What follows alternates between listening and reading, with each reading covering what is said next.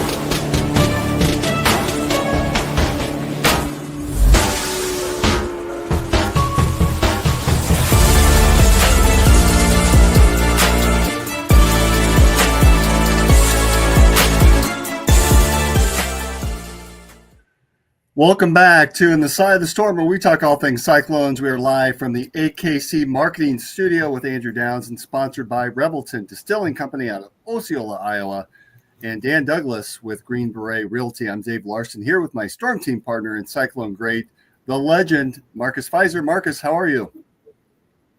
Doing well, Dave. How about yourself? You timed that swig just right. So, Mr. Vintage, as we all know, this is a really busy time for him in his shop. So I checked the phone and his phone is on silent. So we'll see if he joins us. If not, we'll give you a good show. How's that sound, Marcus? Sounds good. We know he's putting in that work. Yeah, put you to work. We're gonna earn our keep here tonight. So we are less than a week to Christmas. We're less than 2 weeks to 2025. Wow. And believe it or not, you're probably going to be on a flight to the Ames area in about 2 weeks. Do you have your flight booked for the celebration? I do not have my flight booked yet. We're still, like I said, we're a little dilemma of everything. Like that's my wife's birthday weekend. So, we've been dealing with the fact of what we're going to do for that. I tried, to see if there was going to be a different weekend that worked for the whole. They still came back on the 3rd, so her birthday is the 3rd, so we still, up in the air about that. But we're going to decide here probably this weekend. We got to get you here, Marcus. Like you're the main guy on this team, so I think you need to be there. And knowing your wife's love for Pizza Pit, I think that sounds like a wonderful birthday gift for her. Yeah, we'll see. I wouldn't necessarily say I'm the main. I would say Larry Station and those guys were the main. But, it's a whole team effort. Like I said, I definitely appreciate it. Look forward to, getting back each and every time that we can. But like I said, it's a little dilemma right now. We're heavily leaning towards the yes side, but we'll see. So for those that are watching on YouTube, there is a team that was a pretty special day overall. That on that same weekend, both the men's and the women's. Who's that guy standing up top? That's arrogant as hell. Yeah, the big tall guy in the back there. Yeah, that was good times to be up there, especially with the ladies with those trophies. Both cutting down the nets. All the fans being there. For sure, that was a good time, without a doubt. Special team, Marcus. You got to make it back. Fans are going to be screaming if you don't. You think they're going to scream louder if I'm there? They're going to scream loud in appreciation if you're there. They're probably going to scream that, "Where's Marcus Pfizer? Where's Marcus Pfizer?" Man, looking at these faces on these other ladies and everyone that's on there, man. It was a long time ago, boy. Whew. Now 25 years. Probably just feels a little bit like yesterday to you, doesn't it? Please, how young we were. Just thinking about like my sons are this age or older now. It's crazy. So we had a big game last weekend, or last week, I should say, between the Cyclones and the Hawks. I actually was fortunate enough to be in attendance. I went with my son, and Iowa State pulled it out. At one point, the Cyclones were down by, I think, 13 points I saw, and down at halftime, I think 44-37, and really TJ seemed to come back in the second half, and I was trying to keep up with everyone's text messages during the game and trying to enjoy the game, but yet I did have that little bit of distraction. So thank you to Brent and Chris Shipley and Marcus for keeping me entertained. But really, it was a second different story in the second half. The Cyclones outscored Iowa 52-36, and really I had to look this up, but Iowa led for 33 minutes of that game.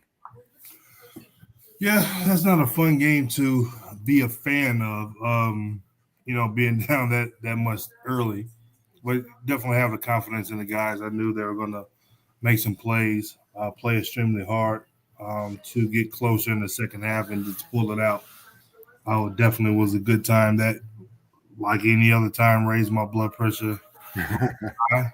At the edge of the bed, watching the TV, watching the TV, and watching the guys, come back. It was, a great thing to be a part of and to get that win. I know how hard it is to get a win there. Never won there. Only played there once, but we know that whole rivalry and how that goes, and to get that one was special. I should have looked this up. Do you remember? So you played against Iowa 3 different times. Do you remember what your record was against the Hawks? I was 1-2 against them. You were 1-2. Okay. Yeah, my freshman year, coming in, they had a better team. Guy Rooker was still there.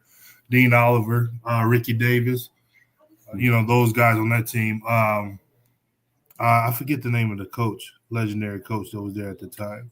Was that Tom Davis at the time? Yeah. Okay. And so, it's just we're a better team.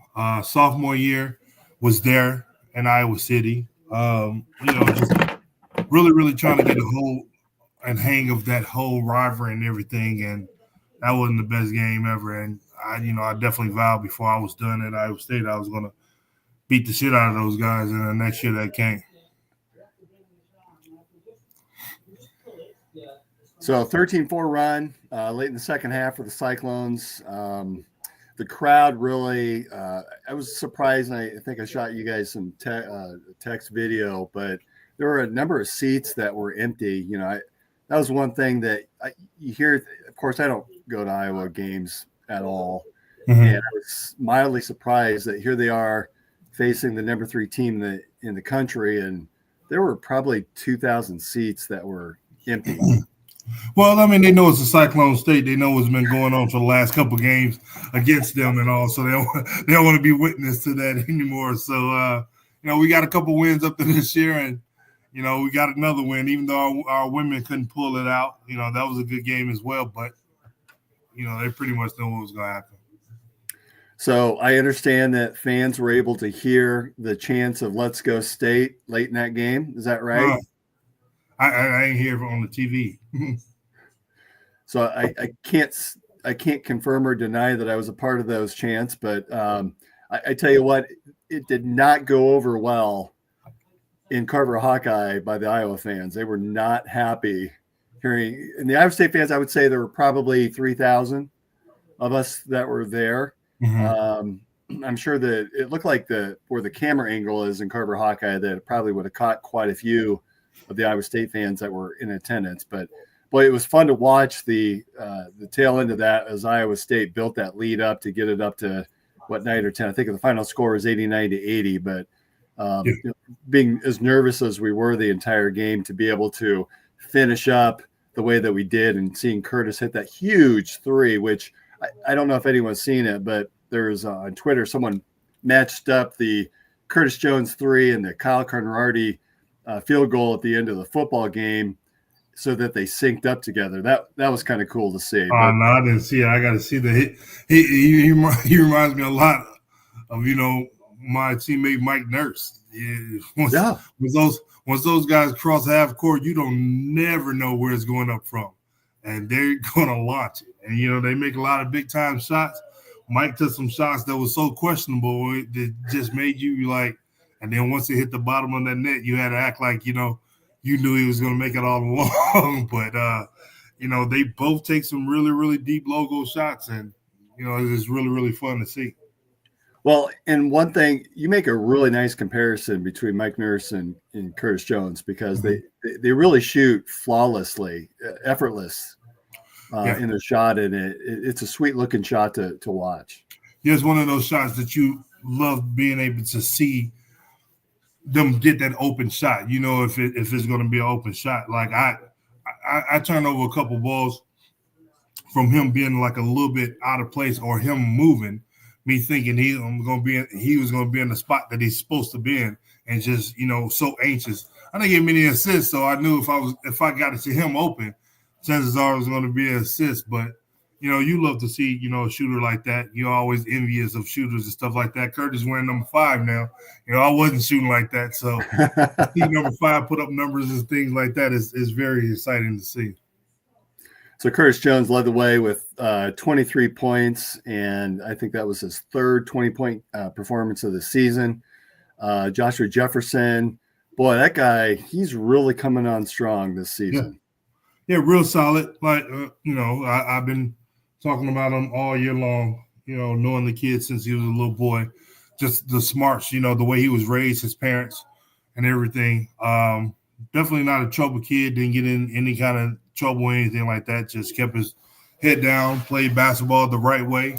And he's just steady progressing on and on and on. He's not going to do anything out of character. Reminds me a lot of like a Shane Battier type player. He's going to pass the ball, can handle it, can shoot it when he needs to shoot it. Shane shot a lot more threes. But that type of player that you can definitely depend on.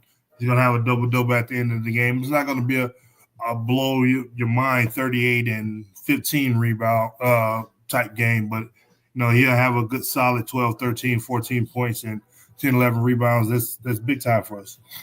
Yeah, in this game against Iowa, he was 19 and 10, and probably more importantly, and I think we talked about this in prior episodes, but 10 for 12 from the line.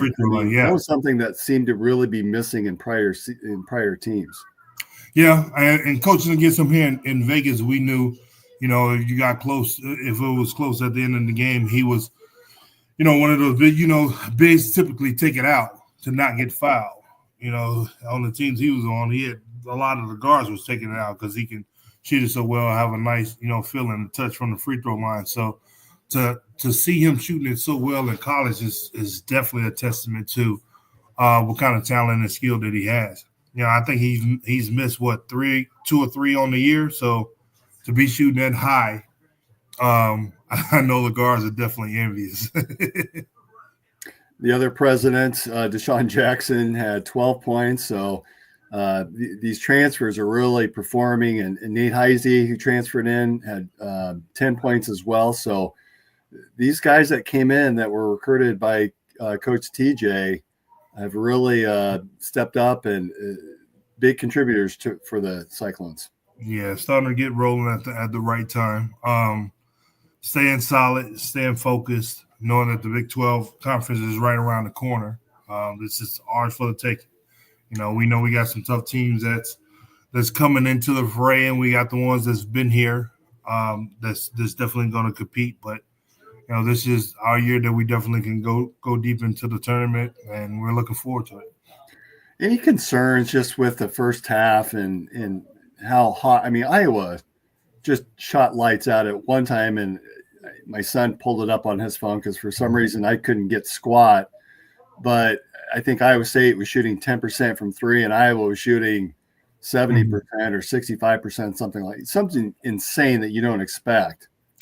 Well, when you're not guarding as good as you should be, and teams make shots, now you're a little, reluctant to guard them harder because, how players are. They don't want to make it seem like they're there and they're getting shots knocked down in their face.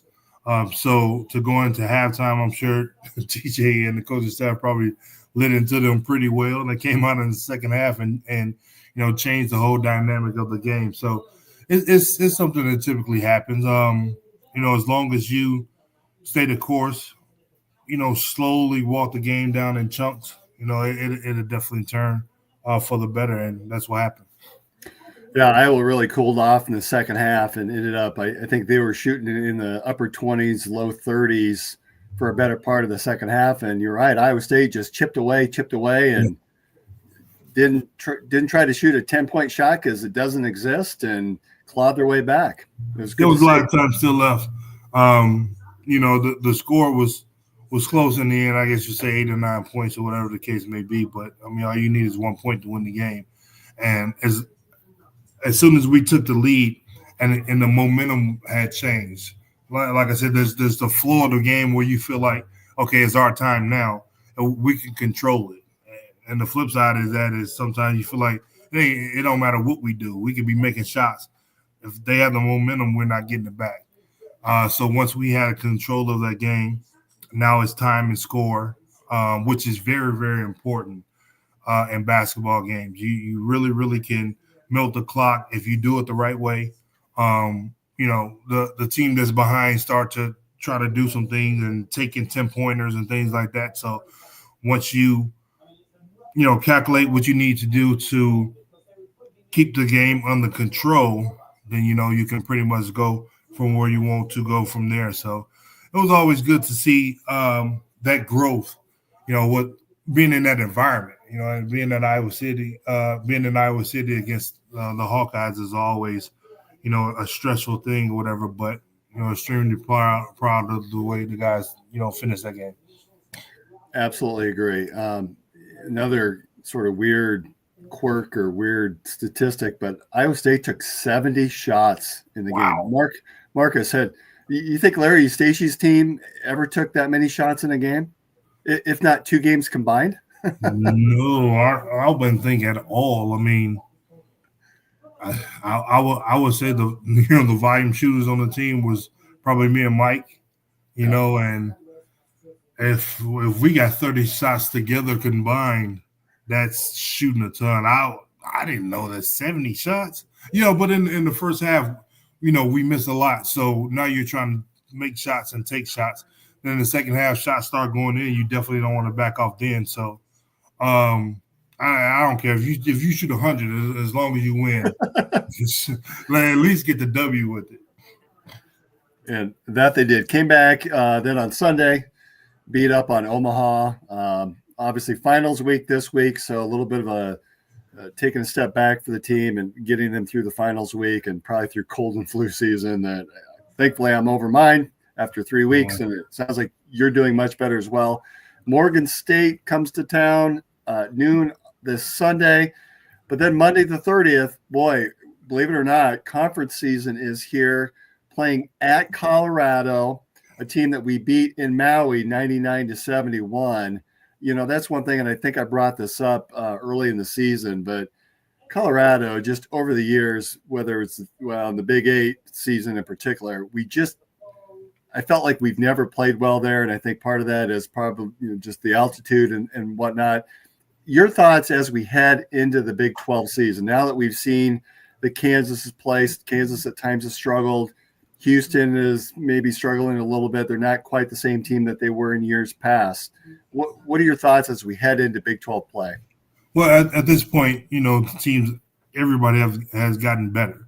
And we feel like that, Colorado and Boulder, they're always going to have a little bit of an advantage with altitude and everything like that. So that's something to always be cautious about. We beat them in Maui pretty handily. So, hopefully we don't take that for granted and just still go out and and play a sound game and get that W. But once the Big 12 starts, there's a whole new season. We've been in some positions where we're picked to be lower in the conference, and we've had success, and vice versa. So you never know what you're going to get with that league because of how tough it is, and I'm looking forward to it getting started. And then also announced this week, Coach TJ Otzelberger was assigned to an extension. We don't know the terms other than it's through 2032. So obviously he's being rewarded, as he should be, for the success that we're seeing within his program. Yeah, definitely. We have some really, really good dynamic coaches that has been rewarded with some great job security with Coach Campbell and Coach Oates. So looking forward to a lot of stability being there, being able to bring in a lot of different key players, understanding that we not necessarily looking to be a powerhouse, but looking to be solid. When you're that solid program and respectable program, you can do a lot of big things and make it deep into the postseason and whatever your sport is. But that's the number one thing that I love about Iowa State and about the athletics department is just that being able to be that respectable program. A lot of people take you for granted. A lot of blue collar hard workers, and we come out to play. So TJ, we've talked a little bit about this before, and I don't think it's any secret, but Jamie Pollard had wanted TJ to take over for Fred. Then Iowa State President Stephen Leith said, no, I want someone that has head coaching experience at this level, which then led to what is that, McDermott or Prohm? There's Prohm at the Freddie. Prohm, I think so. So, in the back of your mind, do you think that TJ and Jamie are kind of doing this to Stephen Leith, going, told you so, told you so? I mean, at this point, the way TJ is coaching and the way the ball club and program is going, I mean, it's kind of like, when I was playing, you get 2 free throws, you make the first one and miss the second one, and you think to yourself, man, I missed the second one. I could have had 2 points, but it's been situations where I missed the second one, we tipped it out or whatever, the ball swung around.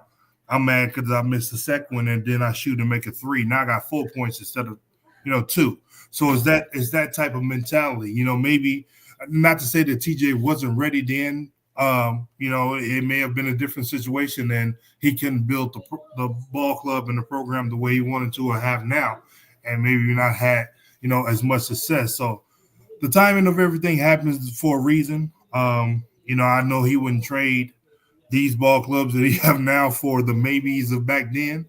And you just continue to go forward through there. He just got a contract extension to 2032 and we're in 2024. So I think he's, pretty solid with what's going on at the moment. I think what's interesting is when TJ came on 3 seasons or so ago, really the focus was so heavily on defense, and not saying that has gone away because that intensity is still there. I think they're still one of the top 10 teams defensively, but offensively now, that's where really we've made a huge stride, especially when you compare the first team that he had to today. Mm-hmm. Well, I mean, the name of the game is you got to score more points than the other team. Regardless, if it's 1-0 and you got the 1, then you win the ball game. If it's 101 to 100, you still win the ball game. It's going to be some games where you cannot stop the opposing team. We see Steph Curry go ballistic and they lose the game because they got outscored or whatever. So whatever the case may be, defense is always going to be a great and a strong pillar of our programs and things like that. But you got to understand that some teams match up with you better than others and some don't. So you just got to focus on what you got to do to win the game. If it's an ugly game, if it's an ugly win, we got to get that ugly win and go on to the next one. So I probably know the answer to this, but as a player, do you enjoy playing in a high-scoring game, or do you prefer more of the low scoring that's just a backroom knuckle fist fight? No, high scoring game. The more points you score, the better the ball club feels. You know, if it's a low scoring game, that Drake game, they're beating me to death inside. The refs will probably let them do some things that they're not supposed to do. High scoring game, everybody is involved. The more points that players score, more dunks you get, the more defense players play. If you miss a play, a highlight play, and it was like a dunk or something, who did the dunk because of how they're playing defense going back on the other end. So for me, scoring more points, it is entertainment as well as, a basketball game. So scoring more points is always best. Okay. Well, and I will always remember your dunk over Chris Mims. So the offense rules, right? Yeah. Yeah, that was a pretty good play. Yeah, it was. Hey, I want to get, as we move around here a little bit, I wanted to get your thoughts on a couple of things that are basketball related. So it just came out, I think I saw a news report today, but yeah. Rick Pitino had basically alluded that the St. John's team is no longer going to participate in the end of game handshake line. Do you have any thoughts on that as a former player? I don't have no problem with it. With the whole thing when COVID came about and, there weren't any handshakes, I felt like it was not that bad of a thing either. Depending on the temperature of the game. I mean, because a lot of times it's not, and we've seen Juwan Howard when he was at Michigan with some other coaches. A lot of times it's not even the players. It's, it could be the coaches as well. True. I don't get that deep into, you got to shake hands or it's a mutual thing. We're competitors or whatever. Even if you, throw the hand up a wave or just go your separate ways, to the locker rooms, that's fine for me too. And then I also wanted your thoughts. I think it was announced yesterday, the NBA All-Star Game is changing up how their All-Star Game is going to look. So they're going with 3 teams of 8 All-Stars, and then a 4th team that'll consist of rising future stars. And so they'll play in a mini tournament where 2 teams will play, and then the winners will play each other. So there'll be 3 total games. First team to 40 points moves on. That's trash. Okay. I think that's they're hiding a lot of things behind advertising and money and stuff like that now. Like, one of the things people say, why are players making so much money? The misconception is people think players are getting paid off of ticket sales. The ticket sales is a small pie of, the revenue that comes into the league and what the revenue is sharing. The new, with the new CBAs in the last couple of years, that's why salaries have gone up because we can see this pie of how much you're getting with these ads and advertising and all that different stuff. You got to pay the talent a lot of that. So that's why salaries are so much higher. So the All-Star game and things like that, it's like it's not as prestigious as the Super Bowl, but now you got a lot more eyes on the court and players and things. So they're trying to try different things. I mean, if they just go back to East versus West, I mean, that was fine enough. I would take it back all the way to the days where the players wore their own jerseys and things like that. They don't even do that no more. But I hadn't even heard that. Like, that's the first time I heard that whole, schematic of what they wanted to do. And it don't sound like there's going to be too much of fun. Yeah, I get it. They're trying to do some things to bring more excitement into it. But also, I mean, the time we've come so far. There's only so many dunks you can see in the dunk contest. Now is how high can guys jump? We're tired of seeing people jump over people or half-ass jump over people.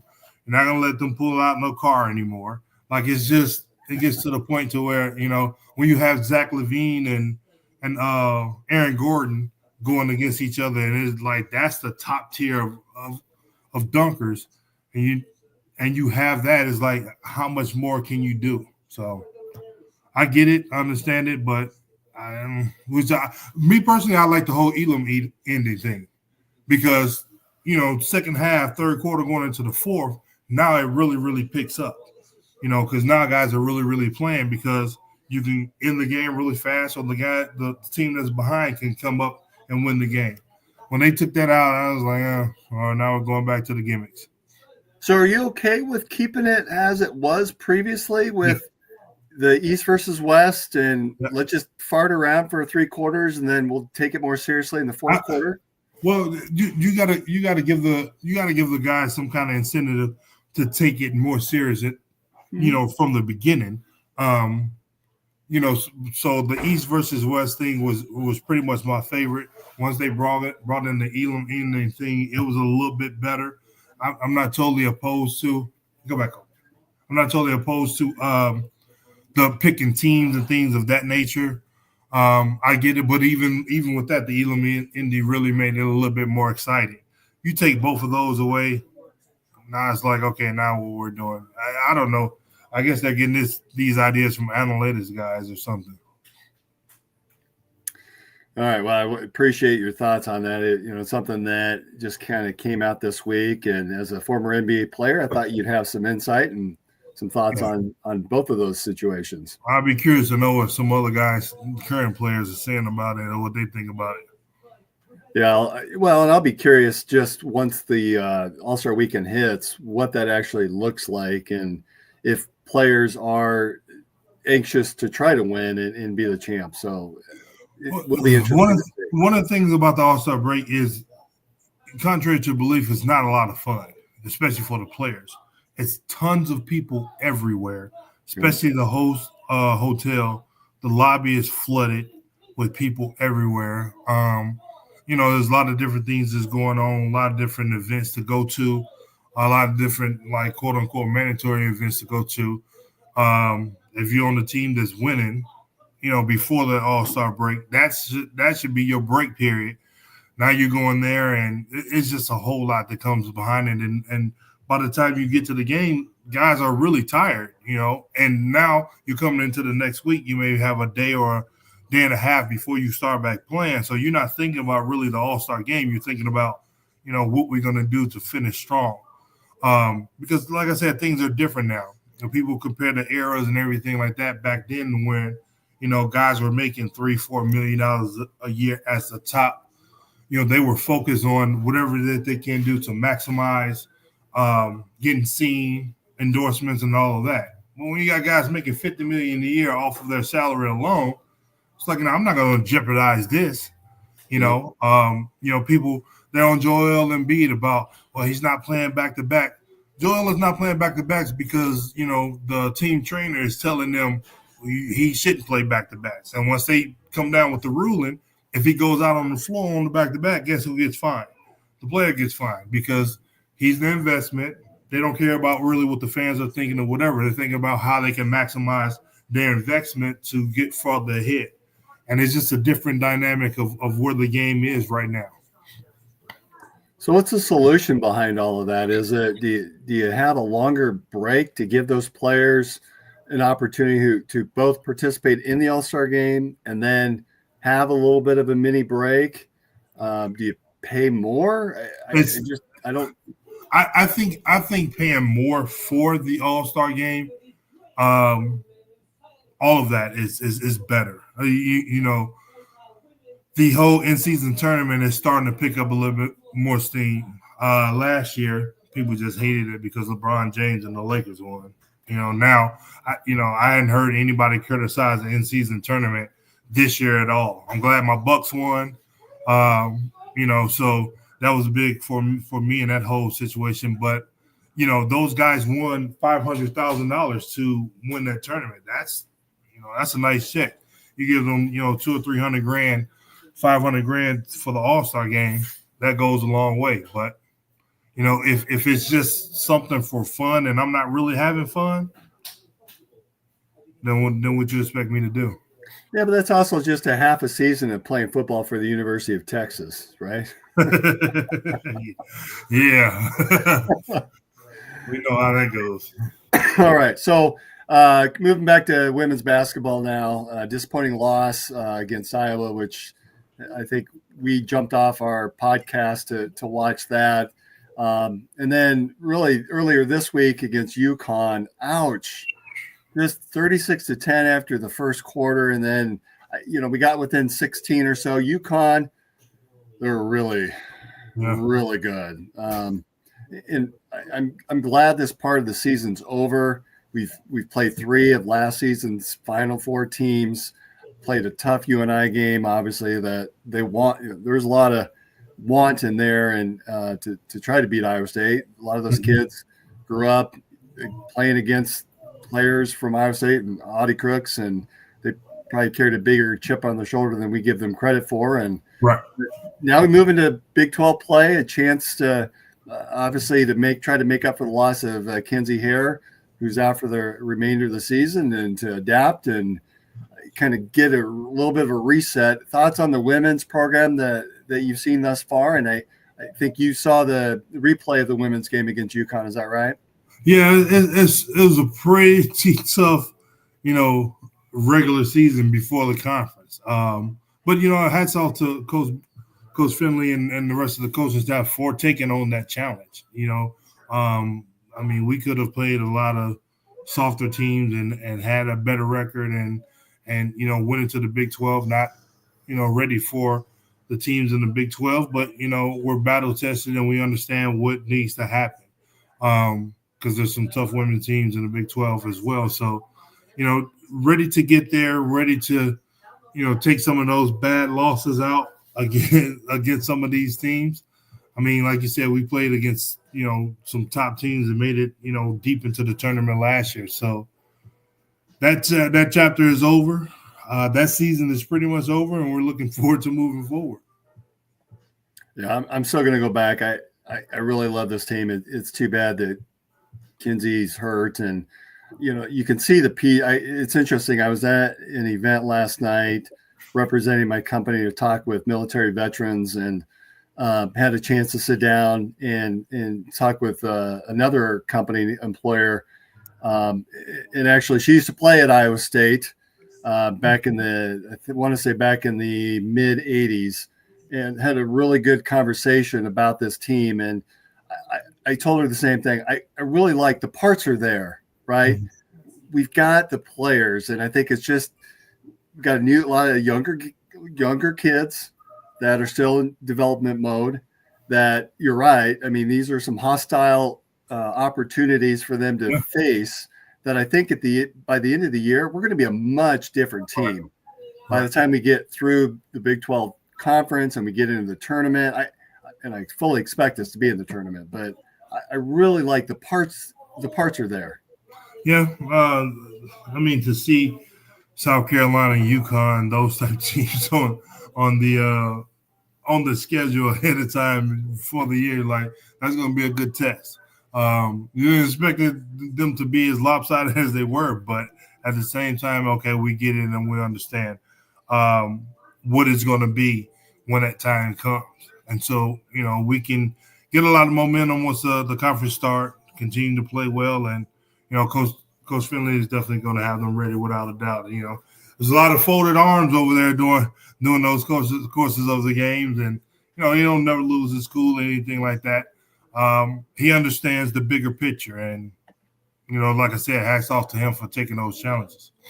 Yeah, my only concern with a young team like that is they saw so much success last year. I hope that it doesn't impact their psyche that they've not seen the success early on this year. And I think they have to keep in mind too that they played some really, really good teams, some tough opponents. That this is really about opportunity to develop, and that they're going to see that growth as they face similar situations moving forward.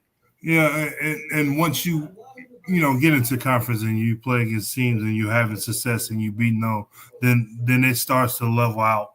Mentally, you start to get it. Okay, we have to A, B, C, D, E, F, G, and once we get further down the line, then we worry about those teams that's going to get tougher as we get further down the line. But for right now, we do the things that we got to do to continue to progress on and be solid.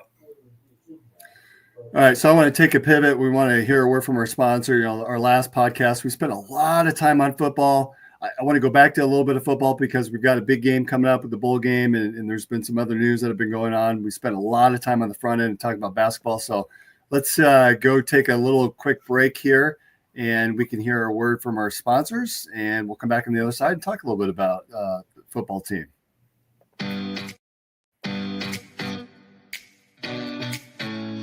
Making great tasting bourbon requires the perfect combination of ingredients, conditions, and time.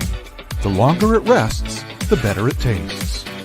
Revelton Distillery's new single barrel bourbon is made from 80% corn, sourced 100% from Iowa farmers. And unlike mass-produced bourbons, each barrel of Revelton's single barrel bourbon is unique, proofed on when it tastes best. As they like to say, it'll be ready when it's ready. And to ensure the highest standards of quality and flavor, owners Rob and Christy Taylor oversee the production and bottling. Every single barrel. Iowa born, Iowa aged, Iowa bottled. Try the new single barrel bourbon from Iowa's own Revelton Distillery. ReveltonDistillery.com.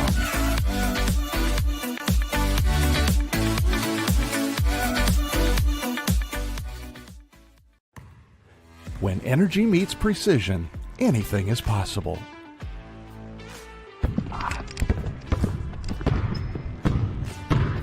I'm Carter Hawley, the Chief Energy Officer of the Iowa State Cyclones. I'm full of energy on and off the court, but nothing gives me more energy than helping families find their dream home. And that's where Green Beret Realty comes in. They're more than just realtors. They're a team dedicated to getting things right for you and your family, just like we get it right on the court. Sometimes it takes a team to get the call right. And when you're buying a home, you want a team that makes all the right calls. That is Green Beret Realty. And here's the best part. When you buy or sell a home through Dan at Green Beret Realty and mention this ad, he'll make a donation to the We Will Collective, helping student athletes like me thrive on and off the court.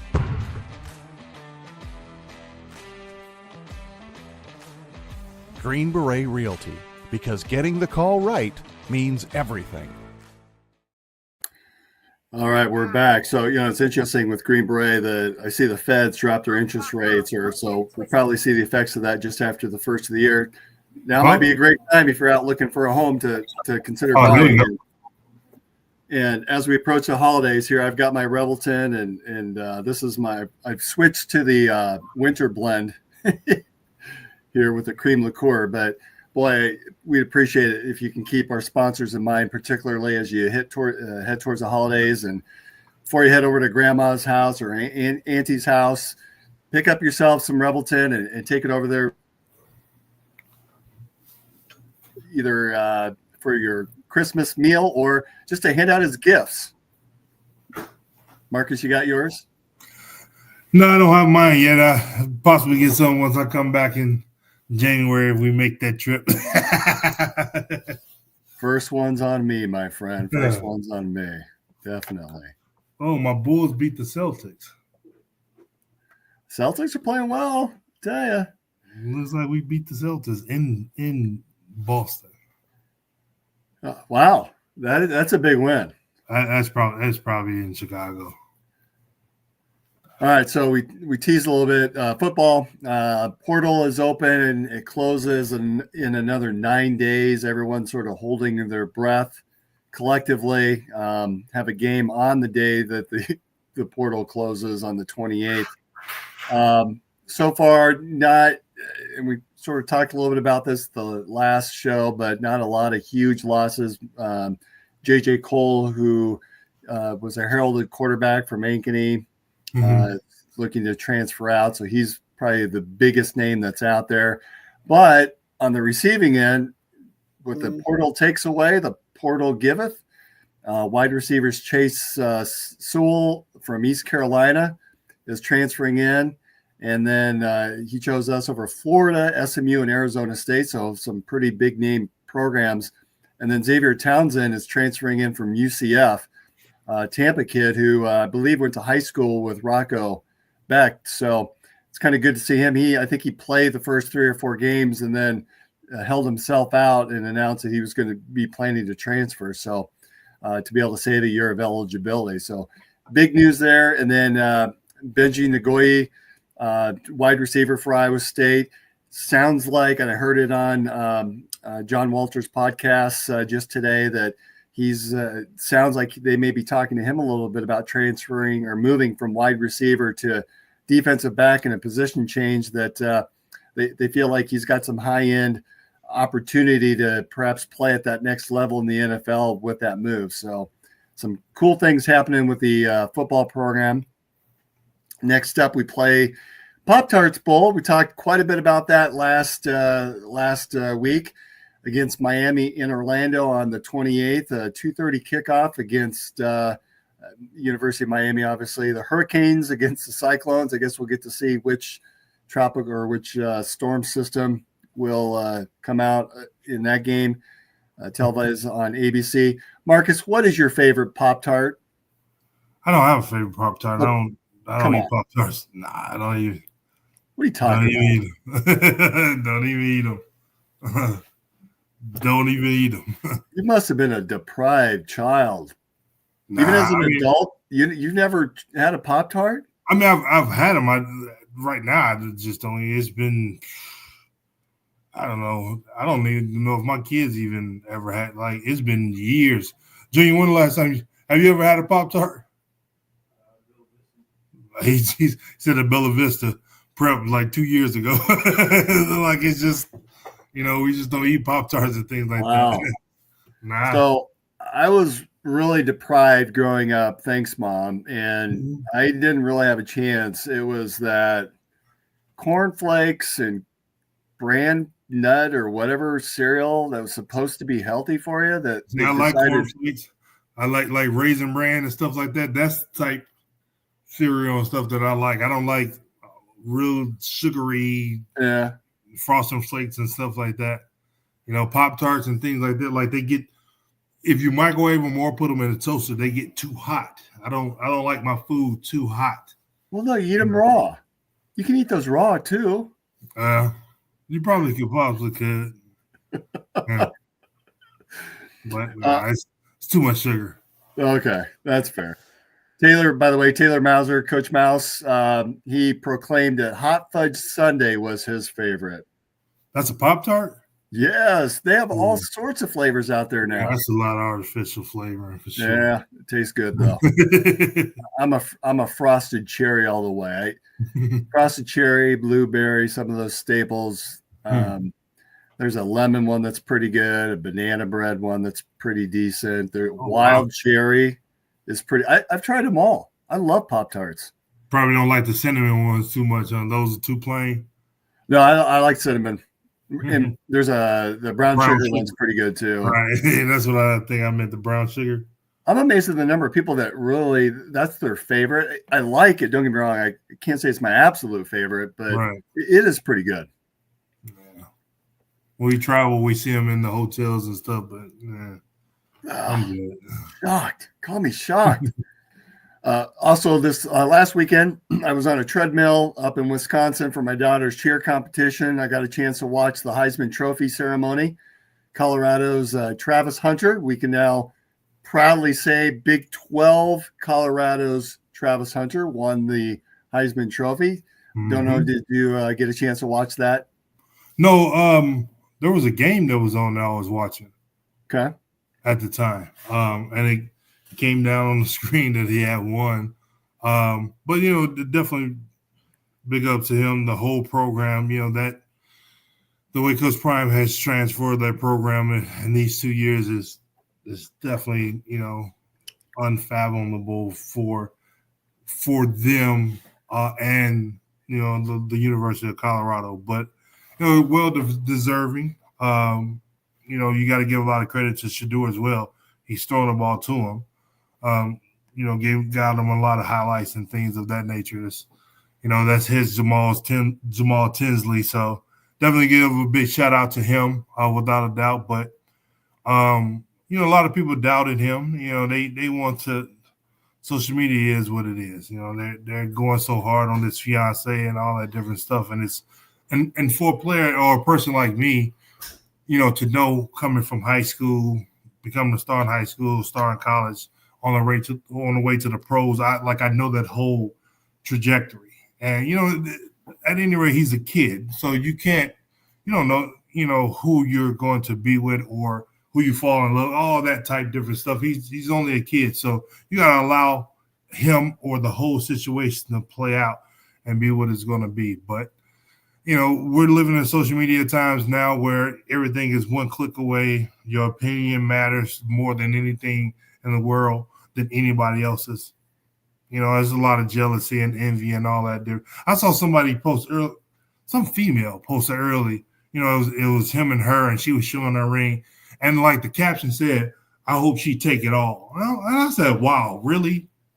Like that's now if you was in a position and he was, dating you and he proposed to you, you wouldn't want nobody saying to you that, oh, I hope you take it all. Like you're not in that position. Like don't do that. But like I said, that's just how social media is. He's a good kid, down to earth. He's not thinking about no kind of hoopla, anything. He's just worrying about being a good student athlete, making it to the next level and going from there. Well, and you have to admire him because here's a guy that I believe he was like the top recruit coming out of high school. Mm-hmm. Everyone had him slotted for Florida State. He throws off the Florida State hat and goes, I'm following Coach Deion to Jackson State. And then when Deion went to Colorado, he went with him, following Coach Prime to the Buffaloes. And here he is. He's been rewarded, right? He's Heisman Trophy winner. He has been an elite wide receiver, an elite defender. Mm-hmm. You're right. It really is a remarkable story. Yeah. One of the things that they said, they said he's not getting any NIL money from their collective. They said all his money that he gets is from his endorsements, and he's actually paying into the collective for about 10 to 15 of guys on the team. Wow. And that just came out like recently in the last couple of days that nobody knew anything about it. And that tells you how upstanding Coach Prime is and how they kept that under wrap, for so long. I think Coach Prime is the one that let it out to know, because he's going to the next level now. We all know that he's not getting any money from their collective and that he's actually, paying into about 10 to 15 guys, if not even 20 guys collective, and he's paying their NIL. And, look what season that they had. It was one win away from being, in the position that we were in, or, could have been higher. So, definitely hats out to them for sure. I was going to ask you too about the Pop-Tart Trophy or Pop-Tart Bowl Trophy. Have you seen that trophy? No. So it actually has a toaster in it where you can put 2 Pop-Tarts in it. It'll warm it up and pop it out like a toaster. Oh, I got to see that. All right. So I actually have this. I'm going to see if I can pull that in so you can see it here on video. So, all right. I saved their Twitter account for just this occasion. Can you see it on your screen? Yes. All right. Oh, so it's a football. Wow. Yeah. Did you see that? Those Pop-Tarts pop out? See, I told you everything is about advertising. Then they peel it out of the Pop-Tart foil. See? Then they got Pop-Tarts along the side. That's pretty dope. Does that go to the team, or is that an individual trophy? I think it goes to the team. And so if we win, I can't wait to put some Pop-Tarts in that baby. We win that one, and then I'll put a Pop-Tart in there and try it. Fair enough. So other bowl games that the Big 12 is in just a couple nights ago. West Virginia lost to Memphis, a team that we are familiar with, obviously from playing them in a couple of years in the Liberty Bowl. They played in the Frisco Bowl.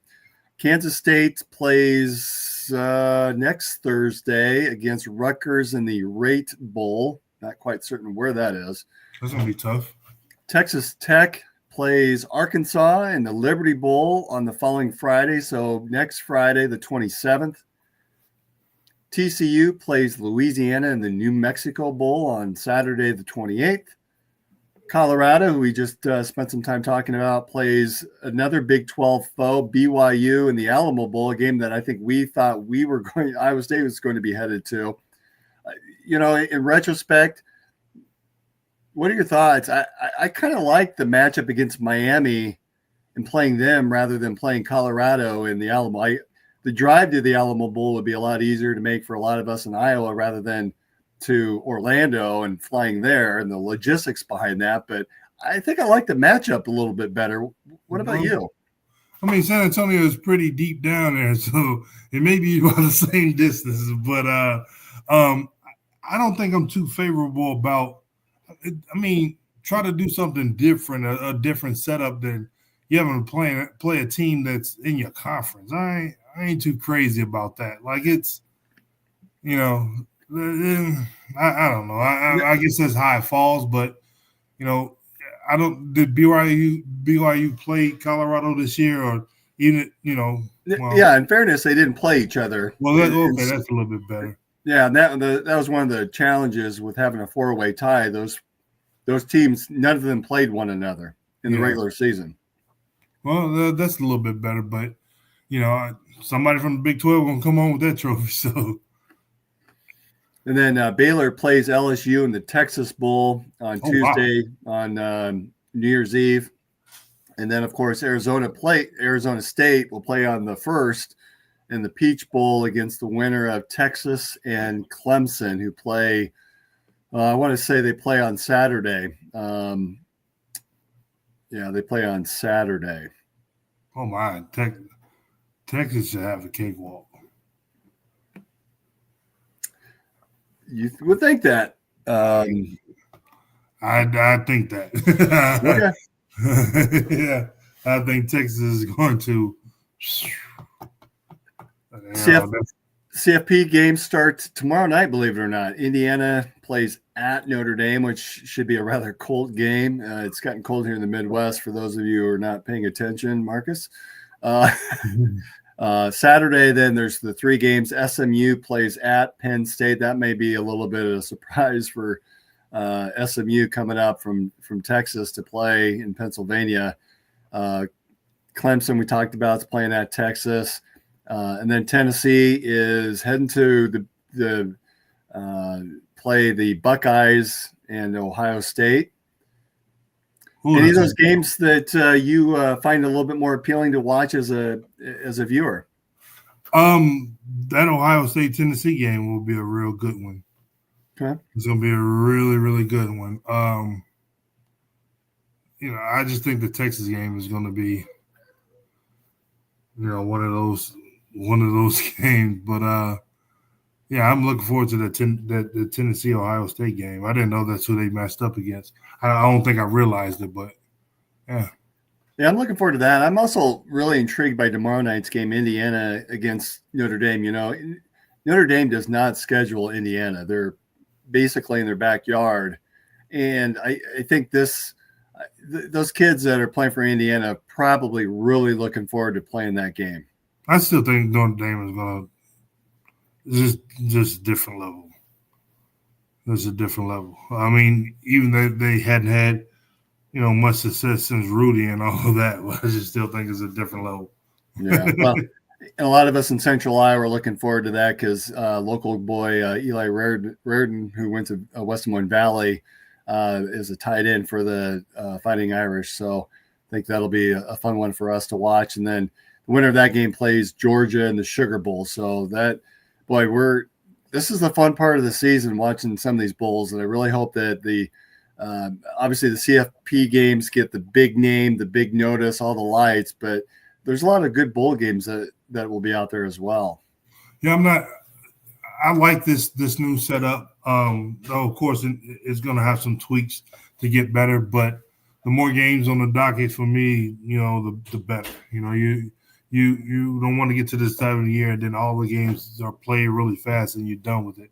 I like more teams being in. I like the opportunity for more teams being able to get in and going from there. Hey, speaking of Ohio State, but did you hear the bill that the Ohio legislation is trying to bring in where it would be a felony to plant a flag at midfield at Ohio State games? I didn't hear that. I'm not opposed to whatever strict ruling that comes down because I personally think that's I mean, there's too many things that can happen from that, especially with football players. In that situation, just don't do it. Whatever you got to do to, make sure that it doesn't happen, just don't do it. Because at this point, what we've seen, it's not going to do anything but lead into trouble. And it, different things like this happen to where guys that are not even in, the scrum of everything, somebody rocks back on a knee or ankle or something, and that's around be the quarterback or one of the star receivers or something. You just don't need it. I mean, especially the center. If you want, whatever side that you on and you got your fans, if you want to try to plant the flag there or go stand on the bench and hold the flag up, that's a little bit different.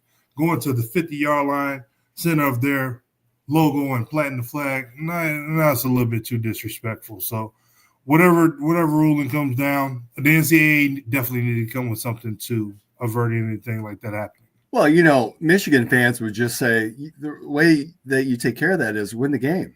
Like, quick and play and win the game. The Michigan is riding a little high right now because maybe the football team thought they were going to win. Nobody thought they were going to win after, Harbaugh was gone. I played a hell of a game. Went down there and handled their business or whatever. But again, I'm still on the side. I'm on the side now as a player and the coach, because the one thing that I always hated is you already got to contend with injuries and stuff like that. Accidental injuries is, the absolute worst to me. I hate seeing that happen, and it happens all the time. Yeah, that's one thing you don't want to see happen in a situation like that, where there's pushing and shoving, someone slips, someone gets pushed, breaks an ankle, cracks something. Achilles, whatever. You just don't want to see that. So I'm fine with it. Excuse me. So as we start to wind down here on this episode, I don't know if you saw the Athletic article. I haven't fully read it myself just yet. I've seen some of the highlights, but apparently New York Jets owner, and of course we have got several Iowa State players on that Jets team with Breece Hall, Allen Lazard, and Kenny Nwangu that are playing for the Jets. But in the article, apparently the owner has turned down opportunities to sign players because of their Madden EA Sports rating. Mm-hmm. Namely, Jerry Jeudy was one that they kicked the tires on, wide receiver, during the offseason. And Woody Johnson said, his score is not high enough in Madden, so I don't want him. Well, did you see that? I saw a little bit of that earlier. Again, we're in social media times where you really don't know what's true or not. I look at it as clickbait. It could be absolutely 100% accurate, but like I said, we can never tell. And for any rate, when you got owners and people that's as rich as they are, including one Jerry Jones, there's nothing you really can tell him about his team and things like that. And like I've told a lot of the Cowboys fans, over the last 30 years, 29 years that is going on with these dynamic teams that they've had in Dallas, Jerry should have been stepped aside, but the pride won't let him do it. He's going to continue to run it, and it's like they should have been won the trophy in all of these teams that they've had since 95, 96. So it is what it is. It's not going to make it, or break his day one way or the other, because again, they're the boss. They're going to do whatever they want to do. It's his money, right? Spend it any way he wants. Is his money to win? Is his money to lose? At that point, you're playing with house money. It's all yours. All right. So we kicked off the show talking a little bit about that special team that's going to be coming into town on January 4th. Marcus, when do you plan to tweet something out of your plans to attend? Maybe not all the details in the agenda, but do you plan to let all of us know that whether or not you're coming or not? I guess possibly. Like I said, me and the missus are going to talk more on it, here shortly. Probably this weekend, we're going to make the sound decision. We talked about it a little bit yesterday when we went down to Arizona to pick up Marcus Jr. So Just a turnaround trip. Came back last night. Really ain't talked much more about it since, but it's something that we definitely, like I said, leaning more yes than no. We got a lot of family back there. We spend a lot of time with my host parents and family and stuff there. Story City, Jefferson City. That's one of the things that we do now that we've gotten older and the kids have gotten older. They've grown up. Raised them as well too. So once we get back to Iowa, we disappear. We take that whatever it is, hour and a half drive over to Jefferson City. Go over there on the farm, get on the combines, and feed the animals and all that. I mean, the kids absolutely love it. Kick off our shoes, spend all the time that we want there. Grandma cooks all the food, and we leave there heavier than when we came. And that's that. If anything, that's one of the biggest things that we're looking forward to do. And if we get around to some pizza pit before we leave, that's a plus as well. Well, you're cutting it short, my friend. Let's get on the speed bus here and make that call and get those tickets booked. We'll see what happens. And like I said, that's our birthday weekend. It's been some years since we've been back to Chicago, so we're like contemplating, how much time we spend in Iowa if we come there. Go through Chicago to see the family or whatever, and try to make it a little trip. But it's a lot of moving parts within there and trying to figure it out. All right, so you're leaning towards coming. No pressure, but yeah, I'm trying to pressure you into making a decision to come. So hope that you'll be able to make it. And I want to thank everyone for joining us. It's been a privilege to host this podcast and with Marcus and Brent. And been a pleasure. So thankful to have everybody join us each week, week in and week out, and even during our times where we put things in a pause. And again, during this holiday season, just wish the best for everybody to stay healthy and stay safe. And again, if you have an opportunity to get out and help us to be able to say thank you to our sponsors, Revelton Distilling Company, and please get out and buy and make your purchase here for the holiday season. And thank you to Dan Douglas with Green Beret Realty as well. So that's it for another episode of In the Size Storm. Brent, we will see you next time. Marcus, hopefully holidays. Yeah, we'll probably have to figure out kind of the holiday schedule, what exactly we're going to do. We may take a little bit of pause and come back after the first of the year, notably when you're in town. We may do a live show if we make that trip. Ooh, that sounds appealing. Live show at Pizza Pit or something. Maybe get on the horn to call those guys and say, I like it. We'll see. All right. Take care, everybody. Go Cyclones. Go Cyclones.